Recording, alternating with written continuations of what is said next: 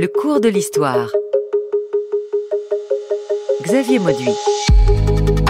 Il était une fois dans l'Ouest, les cow-boys noirs. À la simple évocation des cow-boys, la panoplie nous vient en tête avec un cheval, un colt et un fusil, un Stetson et un bandana. Et le soleil couchant sur le Far West. Nous le savons déjà, les cow-boys noirs ont longtemps été invisibilisés, vaincus dans le duel mémoriel qui construit l'identité des États-Unis. Il faut déplacer la frontière. La frontière du mythe de la frontière, mais aussi la frontière de la place des Africains américains dans l'histoire de ces garçons vachés.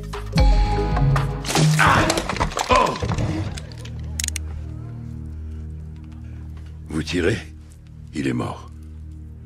Vous ratez votre cible, vous êtes tous morts. Toi, viens par là. Prends mes menottes et passe-les lui. Ou je lui colle 3 balles dans le buffet, comme ça le problème sera réglé. Vous savez tous ici qui je suis. J'emmène Nat Love à Fort Smith pour qu'il y soit jugé. Si quelqu'un essaie de me suivre, vous savez ce que je ferai.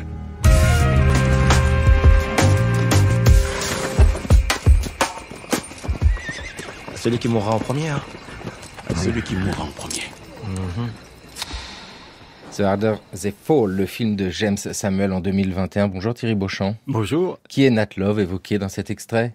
Alors, il n'a pas grand-chose avec le personnage tel qu'il est présenté dans ce film. C'était un ancien esclave du Tennessee qui a trouvé du travail comme cow-boy à Dodge City. Il a travaillé pendant 3 ans dans un ranch du Texas et puis à peu près 8-9 ans dans un ranch d'Arizona avant de se reconvertir comme portier dans les wagons Pullman. Est-ce que c'était une exception, être cow-boy noir ? Par rapport à l'ensemble de la population afro-américaine, on va dire oui. Par contre, ils étaient beaucoup plus nombreux qu'on ne le pensait jusqu'alors, puisqu'on estime qu'au Texas, en tout cas, il y avait à peu près au moins un cinquième des cow-boys qui étaient afro-américains, et un quart des cow-boys étaient ou afro-américains, mulâtres, mexicains, amérindiens et tout ce que vous voulez. Thierry Beauchamp, vous êtes le traducteur de cette autobiographie de Nat Love, cow-boy noir, que vous avez traduit, que vous avez préfacé, publié chez Anacarsis. Il a écrit son histoire, ce qui alors là est une véritable particularité. Je crois que c'est son plus grand exploit. Son haut fait, c'est ça. C'est pourquoi cet homme qui a appris à lire miraculeusement grâce à son père. Son père était contremaître dans une plantation du Tennessee, donc probablement un peu avantagé par rapport à l'ensemble de la population des esclaves de cette ferme où il y avait 22 esclaves. Donc il lisait et il a essayé d'écrire. Alors pourquoi a-t-il écrit son histoire et voulu raconter son histoire ou la fantasmer, on ne sait trop ? Eh bien parce que je pense qu'il était au contact de beaucoup de gens connus en tant que porteur des wagons Pullman, qu'il avait l'habitude, probablement pour les distraire sur ses longs parcours, de leur raconter ses pseudo-exploits, et qu'on a probablement poussé Nat Love à publier à compte d'auteur, peut-être sous forme de souscription, son bouquin, comme le faisaient beaucoup de légendes de l'Ouest.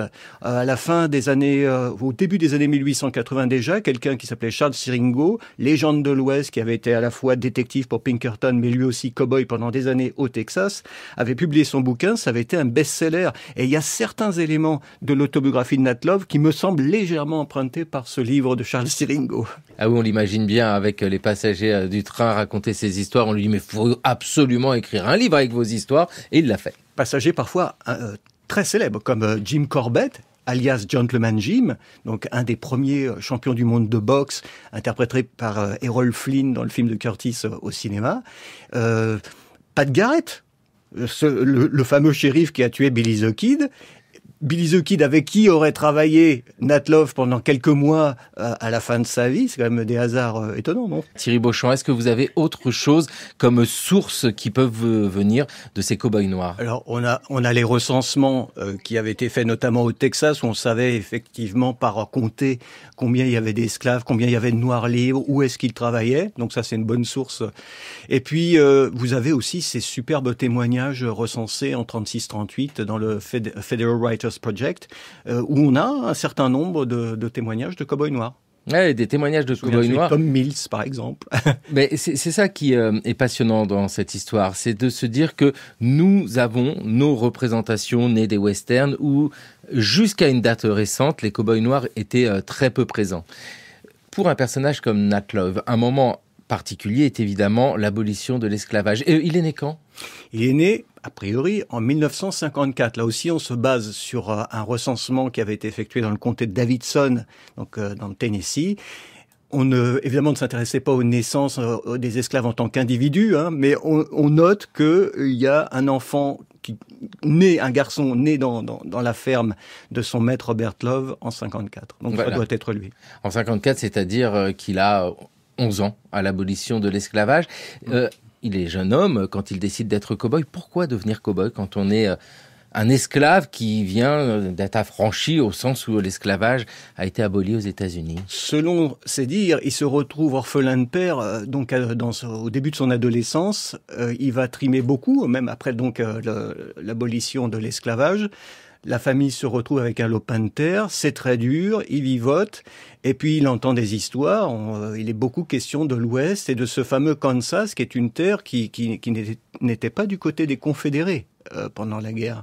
Une terre de liberté, d'aventure, de possibilités. Lui, en plus, était un petit garçon et un adolescent extrêmement remuant, dynamique, qui n'avait pas peur de monter sur des chevaux et de dresser des poulains, apparemment. Donc, il y a eu une opportunité, il s'est débrouillé pour gagner le Texas et c'est là qu'il a rencontré son destin. Soisitke Villerbu, professeur d'histoire contemporaine à l'université de Limoges. Quand il s'agit d'étudier, comme vous l'avez fait, l'histoire de l'Ouest, nouvelle histoire de l'Ouest que vous publiez chez Passé Composé, la question des sources se pose avec énormément d'écrits tardifs, postérieurs, beaucoup de mémoires. Les sources sont-elles nombreuses pour comprendre cet Ouest qui nous fascine tant ? Les sources sont surabondantes et elles sont encore en grande partie sous-exploitées pour une part, hein, notamment les sources francophones qui abondent dans l'Ouest. Et sur cette question des afro-descendants dans l'Ouest, il y a encore beaucoup de choses à dire. Il y a une histoire de l'Ouest du point de vue afro-descendant encore à écrire. Hein. Ça a été fait. Il y a un livre sur la question qui a déjà une petite vingtaine ou trentaine d'années. Il y a encore beaucoup de choses à dire pour replacer les Africains-Américains dans cette histoire. Et ils ont une place centrale, contrairement à ce qu'on pourrait croire et contrairement à ce que la légende continue d'entretenir de manière assez abondante. Il y a une histoire afro-descendante de l'Ouest et qui est fondamentale, évidemment. Et le Kansas dont parlait Thierry Beauchamp est extrêmement important dans cette histoire-là. En quoi cette place est fondamentale ? Qu'est-ce qu'il faut ? Parce que l'on parle des cow-boys et vous l'avez bien dit, hein, Thierry Beauchamp, c'est pas eux qui sont les plus nombreux, mais ils sont très présents. Pourquoi on ne peut pas comprendre l'histoire de l'Ouest sans penser aux Afro-Américains et non pas comme cette toile de fond que serait l'esclavage ? Alors, d'abord, l'esclavage n'est pas qu'une toile de fond. L'esclavage est central dans l'histoire de l'Ouest parce que l'enjeu essentiel qui mène à la guerre de sécession, c'est l'extension de l'esclavage dans l'Ouest. Et on parlait du Kansas tout à l'heure. Le Kansas après la guerre de sécession, mais le Kansas avant est une terre non pas de liberté et de grands rêves, mais de conflits ultra violents pendant toutes les années 1850 autour de la place de l'esclavage dans la conquête de l'Ouest, justement. Hein. Donc c'est une question centrale. Et les afrodescendants sont là bien avant également. On en trouve également, là on parle des cow-boys, mais on pourrait aussi parler des trappeurs africains-américains, des esclaves de manière frappante aussi, puisque même avant que les États-Unis n'annexent et n'envahissent l'Ouest américain, il y a déjà des esclaves, puisque les Français avaient des esclaves dans la région, les Espagnols aussi. Donc il y a une très longue histoire africaine-américaine qui est profondément liée à l'esclavage, quoi qu'on puisse en dire. Voilà, oui, c'est vrai ce que je voulais dire, c'est pas simplement les esclaves dans les plantations, ces esclaves sont partout, Thierry Beauchamp. Oui, et je voulais revenir à la question du déplacement des esclaves de l'Est vers l'Ouest. Quand même quelque chose qui a joué énormément, c'est les rapports entre les États-Unis et le Mexique. Hein. Une grande partie de ces territoires de l'Ouest, et donc, on a parlé d'annexion, ça recouvrait d'immenses territoires. Et les Mexicains obtiennent leur indépendance en 1821, ils décident d'abolir l'esclavage. Donc en fait, quand on parle de la guerre d'indépendance du Texas, on parle un peu d'une sorte de brouillon de la guerre de sécession, si j'ose dire. Parce que le but, même si l'esclavage n'avait pas été encore aboli au Texas, c'était très compliqué, les nouveaux arrivants voulaient maintenir l'esclavage, il y avait aussi une proportion de Noirs libres qui avaient été libérés par l'abolition, donc. Il y avait à peu près, je crois, 400 Noirs libres au moment de la guerre d'indépendance, donc en 1835. Et une fois que cette guerre a été perdue, l'immigration a été massive et il y a eu, on avait au départ, je ne sais plus, quelques centaines d'esclaves. En 1860, au début de la guerre de sécession, ils sont plus de 180 000. On est passé de 25% d'esclaves dans la population à 30% d'esclaves.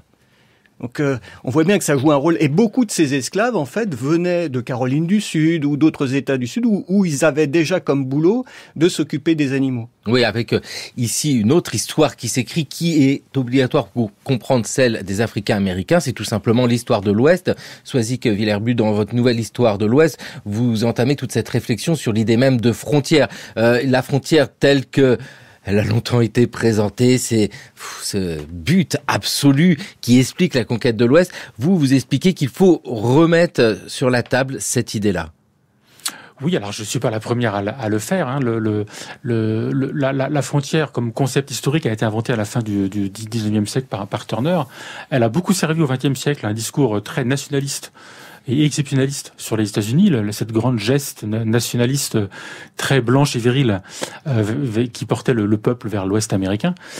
Mais beaucoup d'historiens et d'historiennes l'ont remise en cause, notamment dans les années 80, en inventant d'autres concepts pour en parler, pour déconstruire ce mythe exceptionnaliste. Après, moi, je pense qu'on peut continuer à se servir de concepts à condition de lui enlever évidemment tout son côté nationaliste et exceptionnaliste et raciste qui n'était pas forcément dans la pensée de Turner, mais notamment de ses épigones en grande partie. Mais le concept reste valable pour comprendre le mouvement de conquête, qu'il s'agit quand même d'une conquête nationale, militaire de l'Ouest américain, qui est destructrice, évidemment, mais qui existe quand même.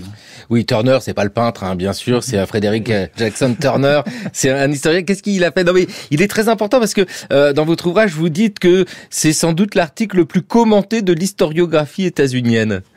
C'est quoi cet article? C'est un article c'est l'article qui reprend une conférence qu'il a donnée lors de l'exposition universelle à Chicago en 1893. Et un article dans lequel il essaie de réinterpréter l'histoire états-unienne, en fait, en transposant dans le champ académique finalement des idées qui existaient déjà depuis un bon siècle, hein, dans le champ populaire hors académique, hein, et en transposant ça dans le champ scientifique, en faisant une vraie théorie, cette idée que la nation états-unienne naît du mouvement vers l'Ouest comme nation de petits fermiers propriétaires démocratiques et très individualistes dans cette migration et cette conquête de l'Ouest en fait. Voilà. Alors que dans cette conquête de l'Ouest, voilà, il y a beaucoup d'Africains américains. Il y a beaucoup d'Africains américains, il n'y a pas que des hommes blancs notamment, effectivement, et puis et l'Ouest est peuplé pas seulement de mouvements de l'Est vers l'Ouest, mais il est peuplé aussi du Sud, parce que l'Ouest est aussi le Nord mexicain. Il y a un Ouest britannique, c'est aussi les Russes qui arrivent sur la côte Ouest. Enfin, il y a énormément de frontières. Il faudrait utiliser le terme de frontières au pluriel. En fait, il y a des frontières dans l'Ouest, puisque d'une certaine manière les puissances amérindiennes comme les Lakota ou les Comanches, qui sont également expansionnistes, développent également leurs propres frontières dans l'Ouest. Donc c'est un carrefour de frontières, d'une certaine manière, l'Ouest. Avec ce sous-titre à votre ouvrage, à votre nouvelle histoire de l'Ouest, c'est Canada, États-Unis, Mexique. Et voilà, on est quoi à ce que vous venez de dire? On ne peut pas penser l'Ouest des États-Unis sans prendre en compte, pourquoi pas le Canada, mais et comme une évidence, là aussi, le Mexique. On a tourné la carte, en fait. Ouais. On regarde l'histoire des États-Unis. Elle a tourné dans tous les sens pour avoir d'autres perspectives. C'est ça, oui. Il faut s'amuser à faire cela parce que dans notre vision, et aujourd'hui, c'est pas une émission de déconstruction, c'est pas du tout l'idée, c'est simplement essayer de comprendre ce qui s'est passé à ce moment-là, et notamment avec ce personnage Nat Love, donc qui quitte son destin parce que enfant esclave, il aurait été sans doute destiné à travailler dans une plantation et qui profite de l'abolition de l'esclavage pour partir pour devenir cow-boy. Donc cow-boy, c'est quoi? C'est un métier difficile quand même. Alors oui, puis il faut quand même le différencier de ce qu'on pourrait appeler le bouvier, parce que les cow-boys dans cette période-là, ce sont essentiellement ceux qui vont récupérer des troupeaux de bêtes semi-sauvages dans la prairie ouverte et les conduire à bon port, ou bien dans une autre ferme, dans un autre ranch, ou bien dans une gare, ou dans une ville de marché. Donc ce sont essentiellement des gens qui escortent d'immenses troupeaux sur des distances considérables. Oui, parce que il y a quand même des héroïnes dans cette histoire-là. Ah, ce sont les vaches, cow-boys, c'est bien ça, ces garçons vachés, les vaches.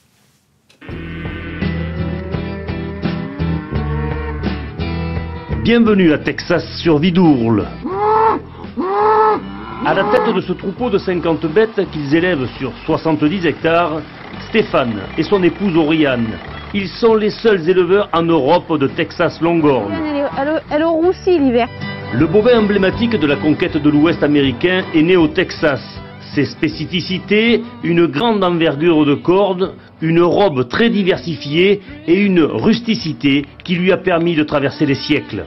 Ce sont des bêtes qui résistaient à l'époque des longs convoyages au travers de toute l'Amérique. Ça durait des mois. Et c'était les seuls bovins qui arrivaient vivants à destination, puisque bon, ils résistaient aux attaques des loups de par leurs longues cornes, mais aussi ils étaient capables de ne pas boire, de se priver de nourriture, et ils mangeaient ce qu'ils trouvaient. Et ben voilà, comme ça, c'était beaucoup plus pratique. C'était en 2013, France 3. Vache espagnole. France 3 Nîmes. Non, mais Thierry Beauchamp, il faut le dire, ces troupeaux, c'est le moteur même de l'ensemble de cette économie-là et de ces existences-là.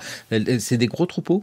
Alors, ils sont devenus immenses. Il faut rappeler donc que ces bovins sont venus d'abord d'Espagne. Ils ont été importés par les Espagnols. Et quand les Espagnols ont quitté toutes ces régions du sud dont on a parlé, ils ont abandonné leurs troupeaux qui sont retournés pratiquement à l'état sauvage, ce qui fait qu'il y avait énormément de bêtes qui se promenaient dans la nature. Et l'un des boulots du cow-boy, c'était justement d'arriver à rassembler ces bêtes, pas toujours facile. Et leur résistance était formidable pour eux, évidemment. Et il y a eu un autre phénomène très important, je pense que Soisig en parlera mieux que moi, ça a été la guerre de sécession, parce que la guerre de sécession a bloqué l'accès de ces troupeaux vers les troupes confédérées. Donc il y a une accumulation de bêtes, dont d'ailleurs au passage s'occupaient de plus en plus les esclaves, puisque eux n'étaient pas forcément sur le front. Et ce qui fait que, au sortir de la guerre, on a énormément de bêtes. Et la difficulté, c'est d'arriver à contourner la plus grande partie du Texas où les fermiers ne veulent pas entendre parler de ces troupeaux qui, pour eux, transmettent des maladies à leurs bêtes à eux.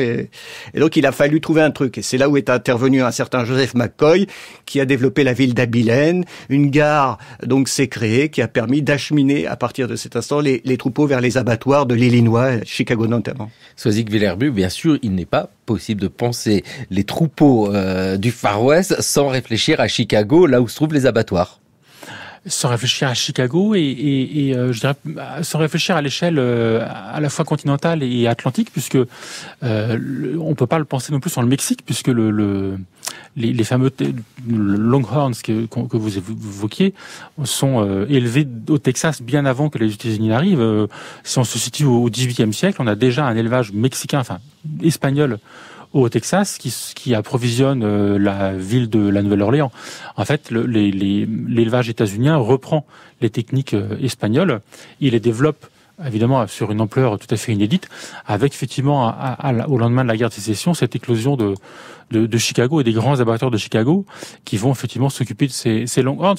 Tout ça n'aura d'ailleurs qu'un temps, puisque il y a une énorme crise très environnementale, à la fois du fait de virus, d'un hiver terrible, etc., dans les années 1980, qui met fin à ce système-là. Finalement, les Longhorns, qu'on a bien entendu dans votre reportage, là, qui font maintenant partie de cette légende, seront remplacés par un autre système d'élevage où on prendra des bestiaux britanniques, des Hereford notamment, avec d'autres systèmes et ça mettra fin à cette époque qui est curieusement restée dans la légende autour de ces cow-boys, mais qui est en fait un phénomène assez réduit à la fois dans l'espace et le temps de l'Ouest quand même. Oui, c'est bien de le souligner ça. C'est un moment réduit. C'est quoi? C'est une vingtaine d'années, Soisig Villers-But? Voilà, une vingtaine d'années dans les plaines, avec en plus une différence ça commence dans les plaines du sud, puis ça prend le Montana et les plaines canadiennes, qu'il faut jamais oublier dans cette histoire-là. Mais le gouvernement fédéral canadien a beaucoup fait pour développer également les ranchs en Alberta et en Saskatchewan. Oui, parce que le mot vient d'être prononcé, ranch. Thierry Beauchamp, quand un personnage comme Nat Love devient cow-boy, il s'engage auprès de quelqu'un, c'est ça? Parce qu'on n'est pas cow-boy tout seul. Non. il y avait une équipe de cow-boys qui venait de livrer un troupeau à Dodge City, donc une des villes un peu à l'ouest du Kansas. Et il est allé les voir et il a proposé ses services. Alors ils l'ont testé, ils l'ont fait grimper sur un cheval un peu difficile. Il a tenu le coup. Du coup, ils l'ont engagé. Voilà. Et il avait, je sais pas, 15-16 ans à l'époque. Ah, c'est jeune, hein. Voilà. Donc c'était une formation sur le tas, on peut dire. Formation sur le tas, mais en tout cas un bonhomme bien équipé. Un cow-boy se soucie d'abord de son revolver et de sa monture, car celle-ci est synonyme de sa survie et de sa liberté en cas de péril. Un cow-boy sans cheval est comme un poulet sans tête, complètement perdu. Le mien me sortit souvent du pétrin et me sauva même la vie. J'aimais sincèrement cette vie.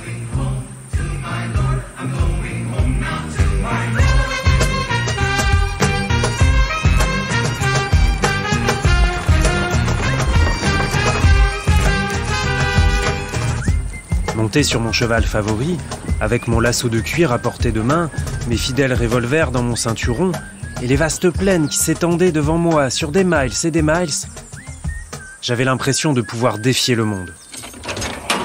Quel homme animé du feu de la jeunesse, bouillonnant de santé, ne se serait pas réjoui de mener une telle existence ? Thierry Beauchamp, c'est un extrait, vous l'avez reconnu, de l'autobiographie de Nat Boy, cow-boy noir, que vous avez préfacé, traduit chez Anacarsis, avec ici. Et là, il faut nous expliquer la réalité de ce que Nat Love a vécu, ou bien écrit-il ce que ses lecteurs, ses lectrices attendent de l'image du cow-boy ? Ouais, je pense que c'était un conteur à l'oral et qu'il a transcrit ses histoires sur le papier et il les a publiées. Donc je pense qu'il y a une grande part de délire, d'imitation des feuilletons populaires que l'on trouvait en abondance à l'époque. Par exemple, les histoires de Deadwood Dick, le cavalier noir des Black Hills. Donc lui prétend avoir reçu ce surnom en 1876, justement, probablement en référence à ce personnage-là à l'occasion d'un concours de lasso, de tir, etc. Ça ne me semble pas possible parce que les premières aventures de ce personnage de Deadwood Dick ont été publiées 1 an plus tard, en fait. Donc là, il y a un petit problème. Donc je pense qu'il y a une part d'invention, comme un conteur, une part de reconstruction permanente, d'invention. Et il y a des éléments qui me laissent penser que cet univers-là, par contre, il le connaissait parce qu'il cite tout à coup des noms de lieux pas connus, des noms de propriétaires de ranch. Alors bien sûr, il y avait peut-être un carnet où quand il lisait quelque chose sur l'Ouest sauvage, il pouvait prendre des notes. Mais je crois pas, parce qu'il transforme les noms aussi. Très souvent, l'orthographe est pas la bonne. On sent que il l'a entendu à l'oral, en fait. Ouais, c'est ça. Les noms de propriétaires de ranch, par exemple, Hearst, qui devait être Hearst, ou Hopkins, qui devait être Hopkins. D'accord, donc ça veut dire qu'ici, nous avons déjà une transmission. Il écrit dans quelles années ? Alors, le livre a été publié en 1907, mais je pense qu'il a commencé à l'écrire avant, puisqu'il est déjà question de la parution d'un livre de Nat Love dans une revue, dans un journal, en 1905. Ouais, déjà. Soisic Villerbu, ce que nous entendons là, ça fait écho à ce que vous évoquiez sur ce temps très court de la grande période des cow-boys, une vingtaine d'années, mais qui devient très vite repris pour former ce mythe dont nous avons parlé, celui de la frontière. C'est très rapide, ce mouvement-là. C'est extrêmement rapide et en fait le mythe naît de manière parallèle et tout à fait concomitante à la conquête de l'Ouest elle-même. Les deux s'entretiennent sans arrêt et l'extrait que vous avez passé du texte de Nat Love est assez singulier de ce point de vue-là parce qu'effectivement en l'entendant on a l'impression d'entendre les dizaines et les dizaines d'écrits sur les cow-boys qui circulent depuis les années 1860-70 et en France aussi d'ailleurs. C'est assez frappant de voir qu'en France il y a un mythe cow-boy qui naît au même moment, et il y a des voyageurs qui vont rencontrer des cow-boys et qui développent exactement le même langage, ce mythe autour de ce qu'on appelait en France les centaures de la prairie, le lien fondamental avec le cheval et ce virilisme exacerbé, l'homme, le cheval, la nature, la rencontre avec la nature et tous les aspects difficiles finalement du métier sont évacués. Le fait que ce soit des ouvriers agricoles sous-payés, qu'il y ait eu des grèves de cow-boys, il faut imaginer ça quand même. Il y a des conflits sociaux autour des cow-boys. C'est un milieu professionnel très dur, et ça, c'est évacué. C'est évacué pour le remplacer par cet individualisme finalement cow-boy et viril qui entretient encore aujourd'hui cette légende là de l'Ouest. Oui, parce que c'est pas simple la vie de cow-boy, faut le rappeler. Non, déjà ils sont essentiellement de jeunes hommes. C'est un milieu très masculin et jeune. On fait pas de vieux os à passer sa vie sur un cheval, à dormir à la belle étoile la plupart du temps. Ce sont des conditions de vie extrêmement difficiles. Et puis c'est très dangereux. Oui. Tu sais pourquoi je t'ai fait cette balafre? Pourquoi je me souvienne de toi? Non. Pour pouvoir te reconnaître le jour où tu viendrais me retrouver. Nat Love. Le hors-la-loi qui vole les hors-la-loi. L'ange de la mort qui traque sans la moindre pitié tous ceux qui ont osé l'offenser. Tu l'ignores, mais je sais qui tu es. Et je suis conscient qu'il y a une ligne que tu franchiras pas. Parce que je sais ce qu'il y a de l'autre côté. Je veux mon argent d'ici vendredi. 35 000 $.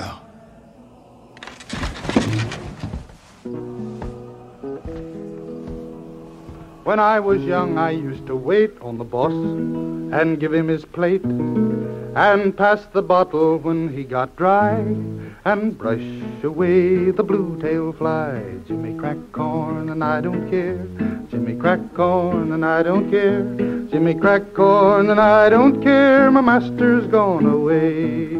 And when he'd ride in the afternoon, I'd follow after with a hickory broom. The pony being rather shy when bitten by a blue-tail fly. Jimmy crack corn. The Harder They Fall.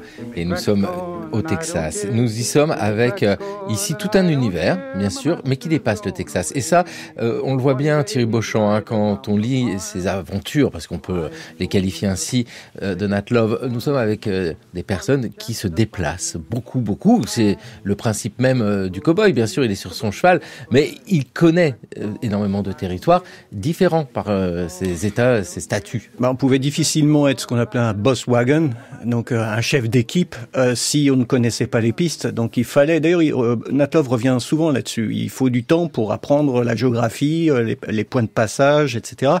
Bon, lui, dans son livre, exagère sérieusement les choses. On a l'impression qu'il est équipé du costume de Superman, lui d'ailleurs, et son troupeau.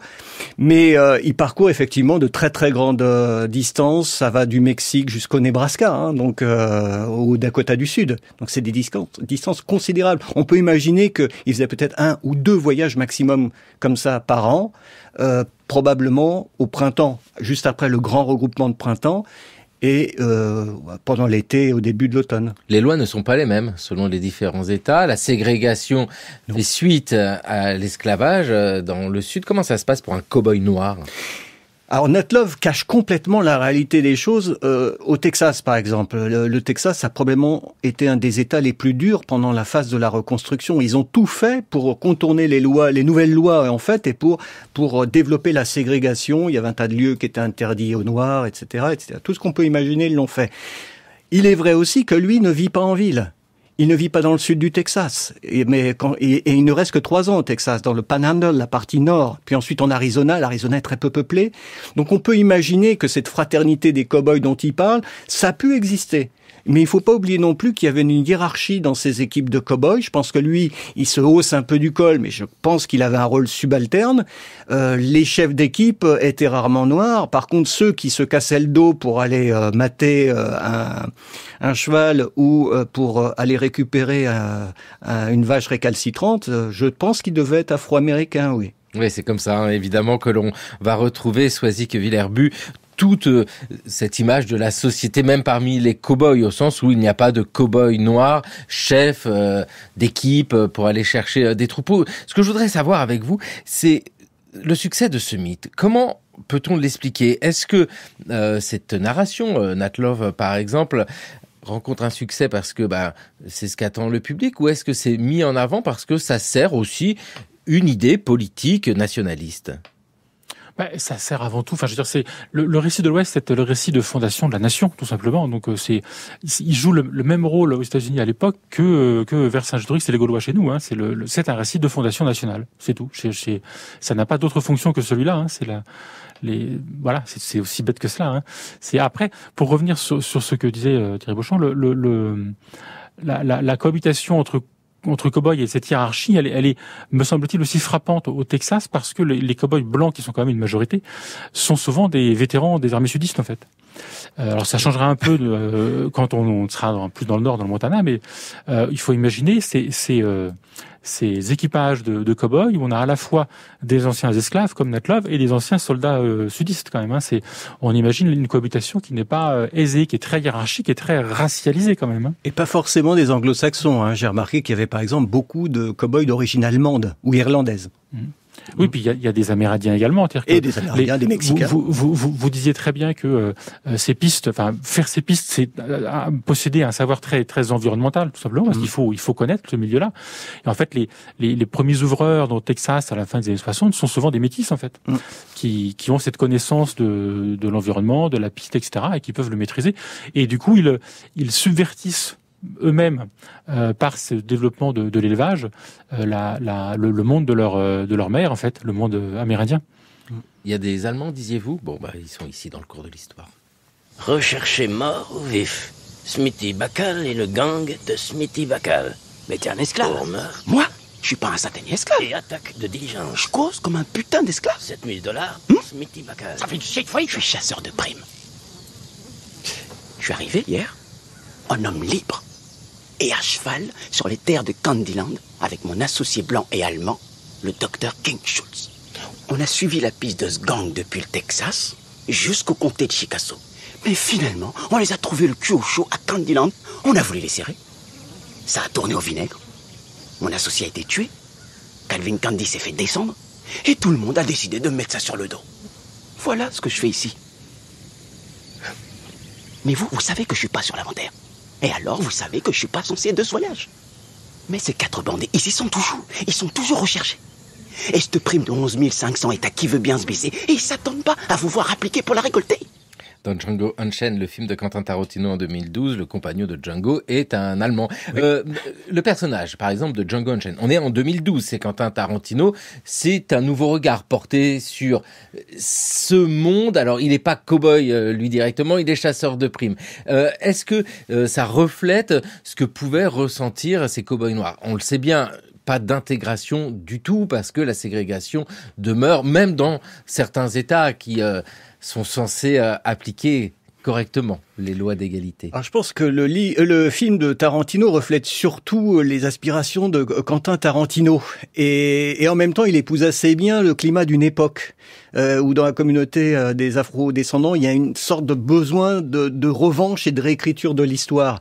Mais du coup, ils vont très loin dans le passionnel. Et peut-être qu'il faudrait plus d'œuvres naturalistes, plus proches de la vérité des documents, faire quelque chose plus proche d'un Jeremiah Johnson. Moi, j'attends ce western qui se présenterait comme un Jeremiah Johnson black, quoi, en quelque sorte. La réalité du terrain, c'est qu'il y avait aussi, et Nat Love en est un bon exemple, beaucoup, à mon avis, d'anciens esclaves qui cherchaient simplement à s'inventer une vie, à tracer leur chemin, à exister en tant qu'hommes libres, et n'épousaient pas forcément un discours ou une réflexion politique sur leur passé ou sur leurs conditions.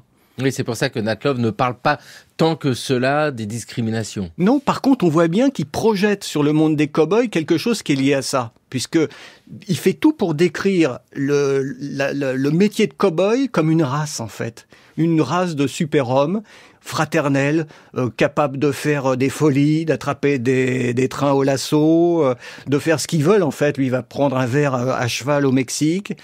Il épouse les préjugés racistes des Blancs dans le livre, régulièrement. Donc on voit bien qu'il projette quelque chose, mais qui lui permet de s'affranchir de tout son passé, de sa condition d'ancien esclave et d'homme condamnés à servir.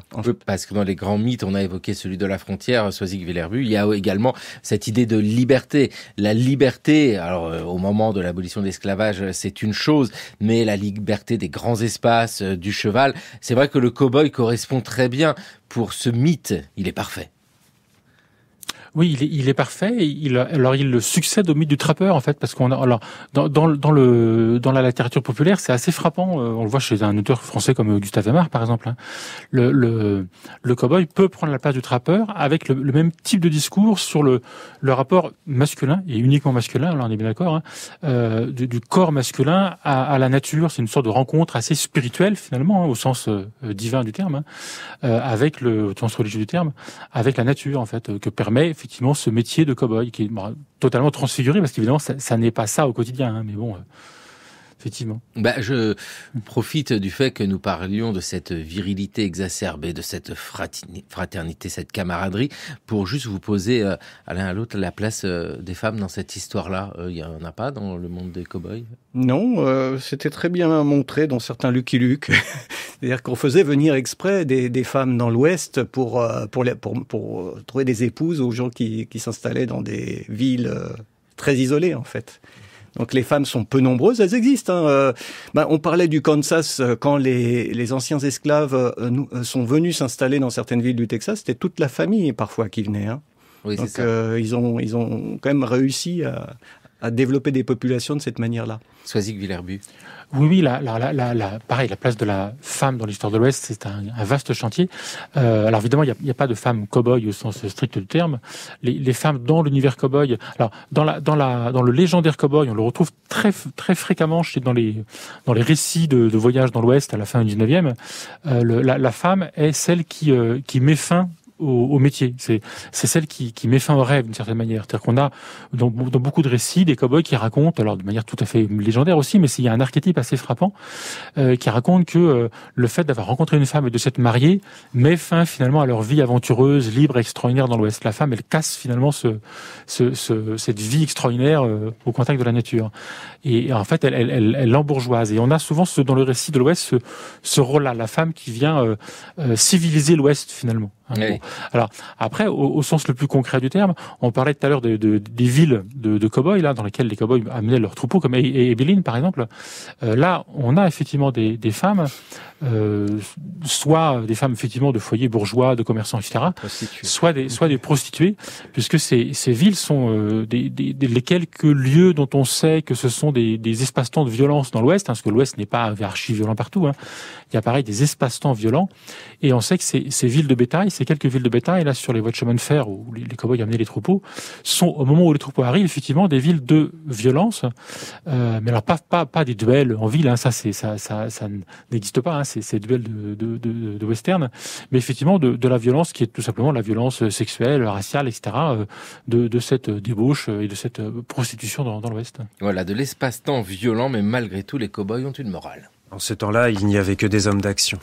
Toutes les cases.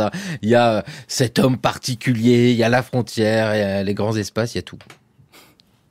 Oui, il y a tout, si ce n'est quand même un angle mort qu'on évite nous-mêmes depuis 39 minutes avec Délice, c'est le monde amérindien. C'est-à-dire qu'en fait, là, personne n'en parle. Et en fait, si ce monde des bovins domestiques a pu se développer, c'est qu'il a pris la place des bovins sauvages, quand même, que sont les bisons. On est exactement au moment, c'est-à-dire qu'il faut voir les deux moments sont parallèles, en fait.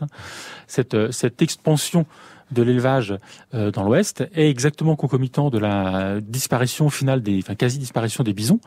Et les deux phénomènes sont liés, les uns prennent la place des autres, et il n'y aurait pas eu de cow-boy et d'élevage s'il n'y avait pas eu en même temps la conquête militaire des plaines, quand même. Est-ce que Nat Love s'oppose, Thierry Beauchamp, aux Indiens ? À lui, non seulement il s'oppose aux Indiens, qui présentent vraiment comme de la vermine rouge, du sauvage, et il va jusqu'à attribuer la disparition du bison aux Amérindiens. Ce qui est assez extraordinaire. Quand il inverse, en fait, oui, il inverse complètement. Absolument. Oui, parce qu'on peut rappeler pourquoi les bisons ont disparu de manière massive et en peu de temps. Oui, sont essentiellement les chasseurs, souvent au service de l'armée, mais pas seulement, qui ont abattu les troupeaux. Alors c'était parfois pour la viande, mais surtout pour les peaux. C'est-à-dire qu'on pouvait retrouver d'immenses troupeaux abattus.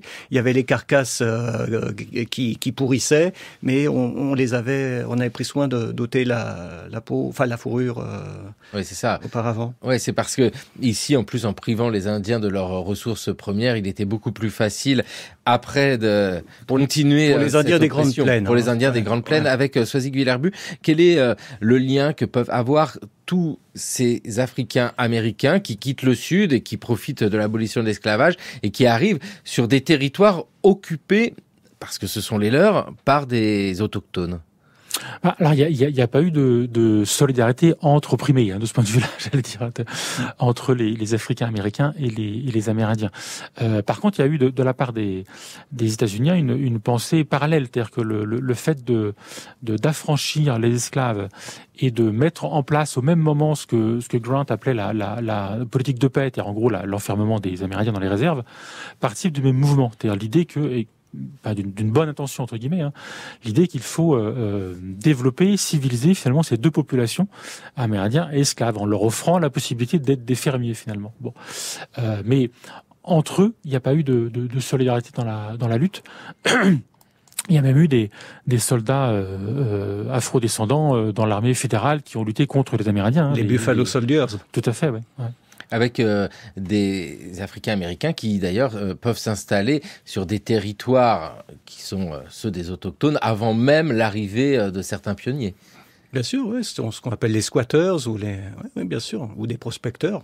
Ces choses-là pouvaient arriver. Je voudrais quand même préciser une chose, c'est qu'il y a quand même eu un exemple de solidarité entre afro-descendants et indiens, mais c'est arrivé avant notre époque de la conquête des grandes plaines centrales de l'Amérique du Nord.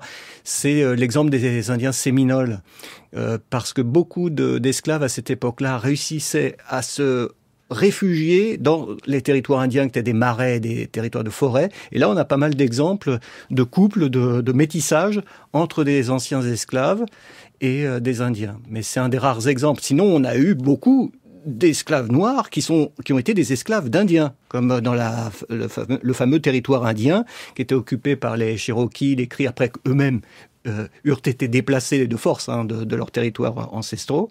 Là, on avait pas mal d'esclaves.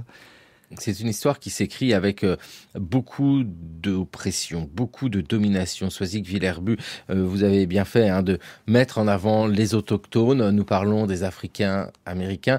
En fait, dans cette histoire-là, beaucoup ont été... Alors peut-être pas invisibilisés parce qu'ils ont un rôle important. Je pense au western. Il faut des Indiens, mais il faut normer la lecture que l'on peut avoir de ce monde-là avec des Indiens méchants et des cow-boys gentils.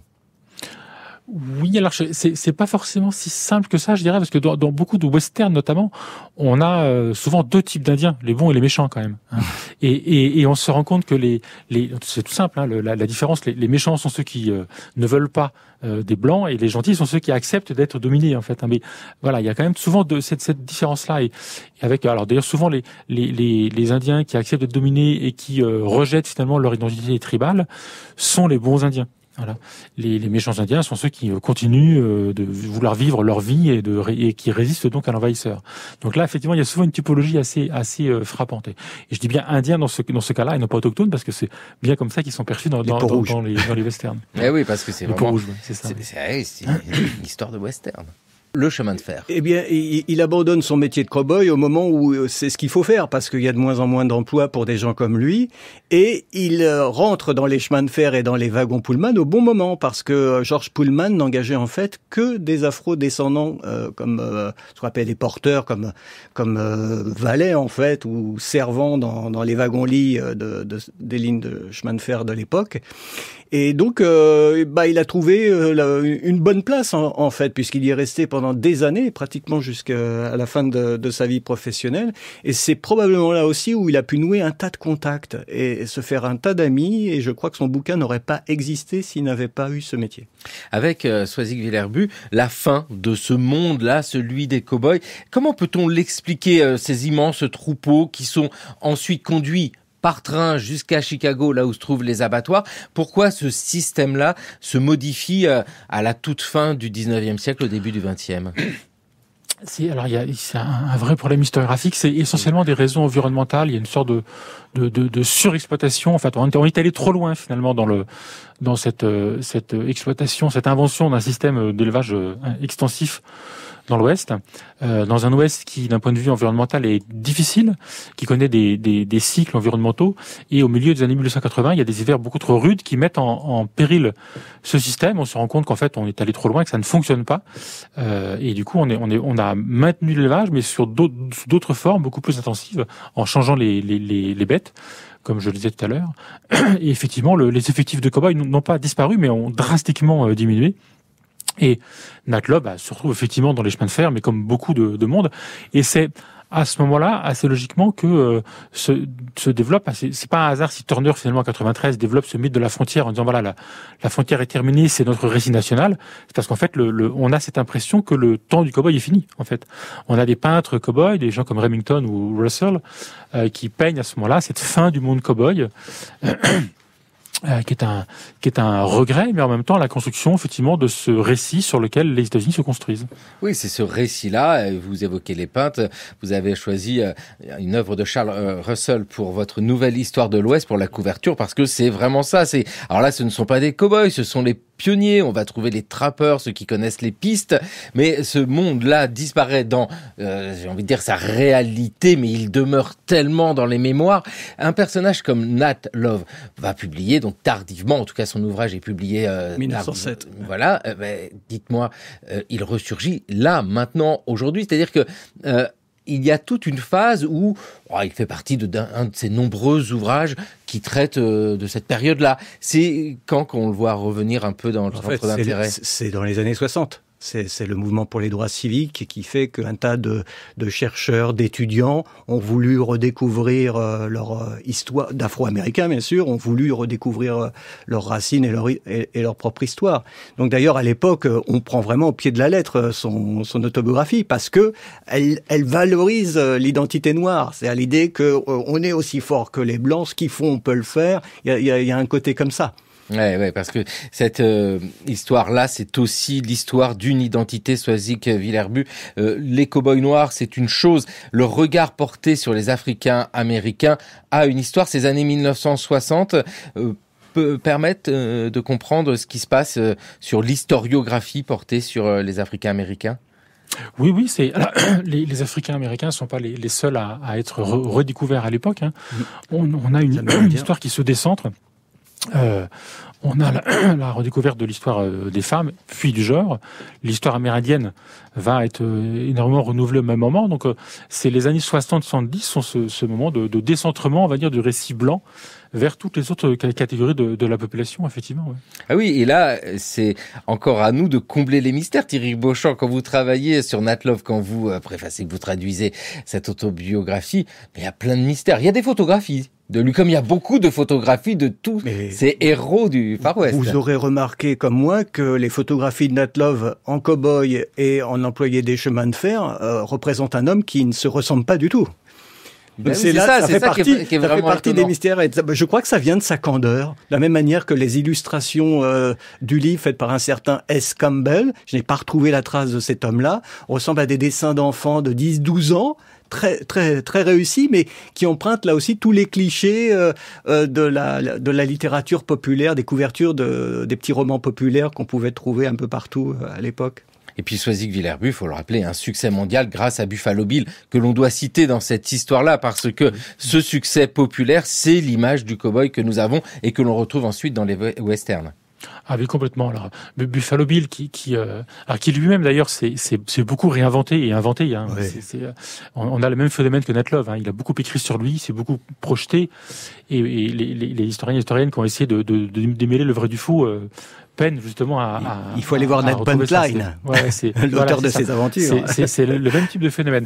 Mais effectivement, dans son spectacle qui a circulé dans le monde entier, c'est beaucoup dire, en Europe et en Amérique du Nord, il met en scène effectivement des cow-boys au sens qui s'occupent assez peu de vaches, faut bien reconnaître, mais donc il met en scène effectivement à l'arme à feu, au lasso et ce genre de choses, quoi, effectivement. Et on a notamment vers l'Europe un premier voyage dans les années 1980, une deuxième tournée en 1905-1906. Et Buffalo Bill lui-même va être à l'origine du western cinématographique. En partie, il n'est pas le seul, mais on va retrouver cet imaginaire dans le cinéma, dans le roman populaire, tout le fil du XXe siècle. Et aujourd'hui, je dirais que au moins en France, le média par lequel ça passe le plus, c'est la bande dessinée. Ah oui, la bande dessinée, Lucky Luke, oui. Et il y avait 1 ou 2 Afro-Américains, si ma mémoire est bonne, dans la troupe de Buffalo Bill. Ah, quand même. Ouais. Oui, quand même. Mais il a embauché des Amérindiens également. Il prenait tout le monde. Ouais. Mais nous sommes bien d'accord que chez Buffalo Bill, ces Africains, Américains, etc., sont déguisé en cow-boy, c'est-à-dire que il répond aux attentes du public qui vient le voir en masse. Il y en avait un qui est devenu une star du rodéo. Alors je ne me souviens plus de son nom, je crois que c'est Jess Stahl, mais je ne suis pas sûr. Avec cette histoire à revisiter, celle des cow-boys noirs. Alors pour comprendre le contexte général, Soisic Villers-But, il y a cette nouvelle histoire de l'Ouest que vous publiez chez Passé Composé, Canada, États-Unis, Mexique. Je le rappelle parce que c'est pas simplement le Far West. Et puis il y a évidemment l'autobiographie de Nat Love, Cowboy Noir chez Anacarsis. Vous savez, dans une émission consacrée aux Cowboys Noirs, il fallait bien faire intervenir à un moment le boss, tout simplement, Bruce Springsteen. Ah oui, un peu Bruce Springsteen.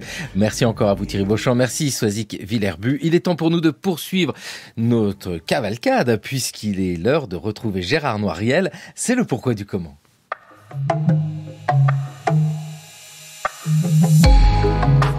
Pourquoi Saint-Louis restitua-t-il aux Juifs des biens mal acquis ?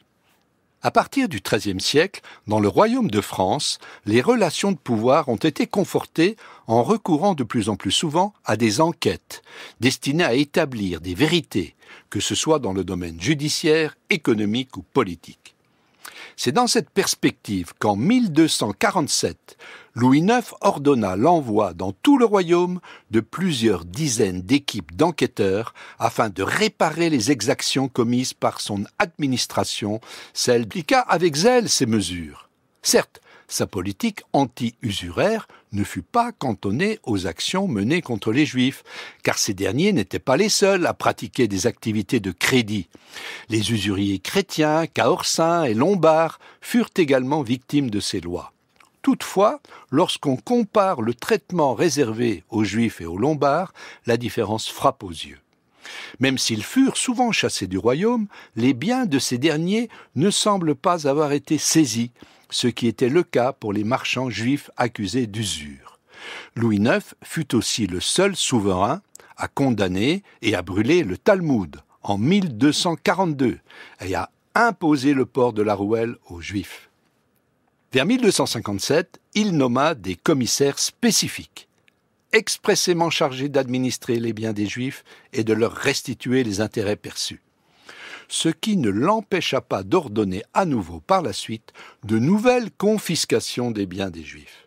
La condamnation de l'usure et la restitution des créances juives doivent donc être vues comme les deux faces d'une même médaille.